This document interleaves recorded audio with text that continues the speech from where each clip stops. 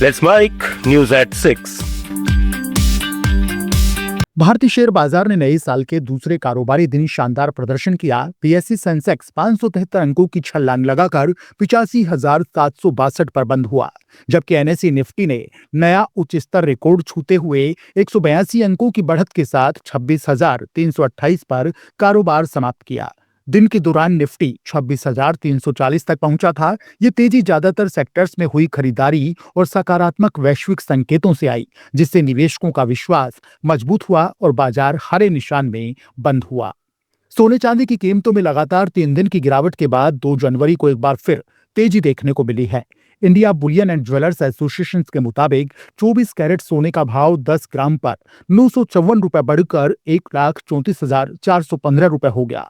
बीते कारोबारी दिन सोना 1,33,461 रुपए प्रति 10 ग्राम पर बंद हुआ था। वहीं चांदी की कीमतों में भी जोरदार उछाल दर्ज किया गया। 1 किलो चांदी 5,656 रुपए महंगी होकर 2,34,906 रुपए प्रति किलो पहुंच गई। कल चांदी का भाव 2,29,250 रुपए प्रति किलो था।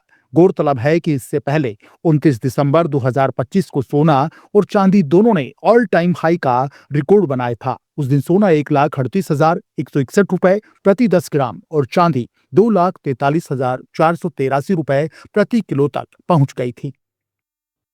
नए साल के मौके पर महंगाई को लेकर एक निराश करने वाली खबर आई है। दरअसल कंपनियां सीमेंट के दाम बढ़ाने की तैयारी में हैं।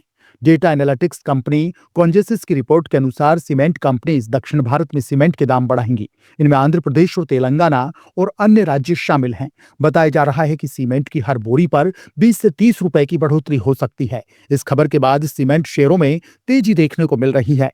जेके cement, Dalmia Bharat, ACC, JSW cement, India cement और स्टार सीमेंट के शेयरों में 2% तक की तेजी आ गई है। नए साल में भारत दुनिया का सबसे आशावादी उपभोक्ता बाजार बनकर उभरा है, जहां 60% भारतीय अगले 6 महीनों में अपना घरेलू खर्च बढ़ाने की योजना बना रहे हैं। वेल्थ मैनेजमेंट कंपनी नुवामा की एक रिपोर्ट के अनुसार यह आशावाद मजबूत आर्थिक वृद्धि, महंगाई में राहत और आय बढ़ोतरी की उम्मीदों पर आधारित है। इससे भारत का शुद्ध आशावाद स्तर 27% हो गया, जबकि वैश्विक औसत -12% है। उपभोक्ता सबसे ज्यादा नई कारों पर खर्च करने को उत्सुक है। उसके बाद स्मार्टफोन और मोबाइल प्लान आते हैं। पैक्ड स्नैक्स जैसे रोजमर्रा के उत्पादों पर खर्च कम करने का इरादा है। हालांकि 34% लोगों को मंदी या बेरोजगारी की चिंता भी है। कोल इंडिया लिमिटेड ने दिसंबर 2025 में कोयला उत्पादन में सालाना आधार पर 4.6% की वृद्धि दर्ज की है। कंपनी ने अपनी अनुषंगी इकाइयों के साथ मिलकर इस महीने 7,57,00,000 टन कोयला उत्पादित किया, जो पिछले साल दिसंबर के 7,24,00,000 टन से अधिक है। हालांकि इस अवधि में कोयले की आपूर्ति यानी उठाव 5.2% गिरकर 6,49,00,000 टन रह गया। ये दिसंबर 2024 के 6,85,00,000 टन से कम है। वित्त वर्ष 2025-26 के पहले 9 महीनों अप्रैल से दिसंबर तक में कुल उत्पादन 2.6% घटकर 52,92,00,000 टन और उठाव 2.2% कम होकर 54,47,00,000 टन रहा। कंपनी ने ये आंकड़े गुरुवार को जारी किए।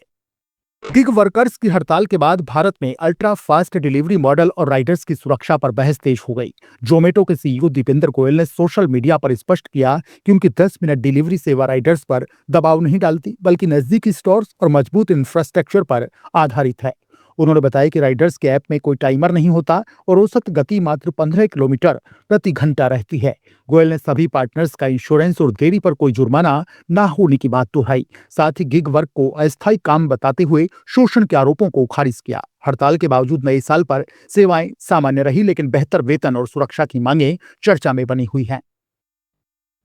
भारत के क्विक सर्विस रेस्टोरेंट सेक्टर में बड़ा विलय होने वाला है। सफायर फूड्स इंडिया और देवयानी इंटरनेशनल के बोर्ड ने विलय योजना को मंजूरी दे दी। इसके तहत सफायर का देवयानी में विलय होगा और भारत में केएफसी और पिज्जा हट की फ्रेंचाइजी एकीकृत हो जाएगी। शेयर स्वैप अनुपात के अनुसार सफायर के हर 100 शेयरों के बदले देवयानी के 177 शेयर जारी किए जाएंगे। यम ब्रांड्स ने भी इस विलय को स्वीकृति दे दी। हालांकि अंतिम मंजूरी के लिए सीसीआई, एनसीएलटी शेयरधारकों और स्टॉक एक्सचेंज की सहमति जरूरी है, जिसमें 12 से 15 महीने लग सकते हैं। विलय के बाद देवयानी को बड़े पैमाने पर बचत, मजबूत सप्लाई चेन और श्रीलंका में बेहतर मौजूदगी का लाभ मिलेगा। आप सुन रहे थे let's mic more than radio. Follow कीजिए हमें हमारे सोशल मीडिया प्लेटफॉर्म्स पर।